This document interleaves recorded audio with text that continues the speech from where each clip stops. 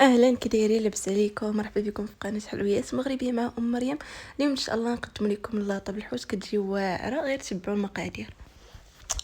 اول حاجه كنديروها نقيو الخضره ونغسلوها راكم عارفين، وكنقطعوا خيزو دوائر، بطاطا دوائر، مطيشه دوائر، بصله كنفرشوها في اللاطه حتى هي دوائر، كتجي زوينه هذيك البصله.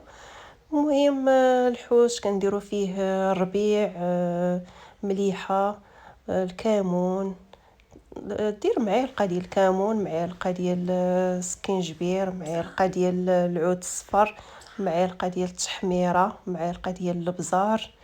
كانت شي عطريه ديال الحوت ولا كنور ولا اي حاجه كديروها باش كيجي هذاك الحوت بنين وزوين. المهم اي حاجه عندكم كديروها. درنا هنايا الزيت، غنخلطوا هذاك الحوت مزيان. ها هي البصله اللي قلت لكم دوائر فرشناها هي الاولى. من بعد كنخلطوا هذاك الحوت مزيان باش كتدخل ليه هذيك الشرموله. كنفرشوا الخيزو هو الاول باش يدخلوا الطياب. هذاك الخيزو ديروه هو الاول، ديروا دوائر ديال المطيشه باش يطلقوا لاصوص ويطلقوا شويه الماء حيت ما كنديروش فيها الماء.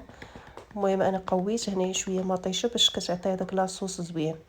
زدنا الفلفله حتى هي دوائر من التحت، الفلفله غنديروها من التحت ومن الفوق كتجي زوينه وكتعطي مذاق زوين. ايوا بطاطا حتى هي درناها لتحت باش هذاك الشيء دغيا يدخلوا الطياب، حيت اللاطه كنديروها كطيب كنشعلوا الفران غير من التحت على وديت البوطه ديال الغاز. الفران ديال البوطه ديال الغاز كنديرو غير من التحت. هنايا زدت شويه العطريه، هذيك العطريه اللي درناها في الاول عاودنا زدناها في الاخر نص معلقه نص معلقه باش هذيك الخضره حتى هي تشرب العطريه. ايوا ومن بعد زدنا مليحه باش يجي هذاك الشيء بنين. ايوا صافي، وغنفرشوا هذاك الحوت كامل اللي عطرناه، غنديروا الحوت كامل ندوروه على هذيك اللاطه باش عاوتاني حتى هذيك التشرميله ديالو كتعاود تنزل على هذيك الخضيره اللي درنا من التحت.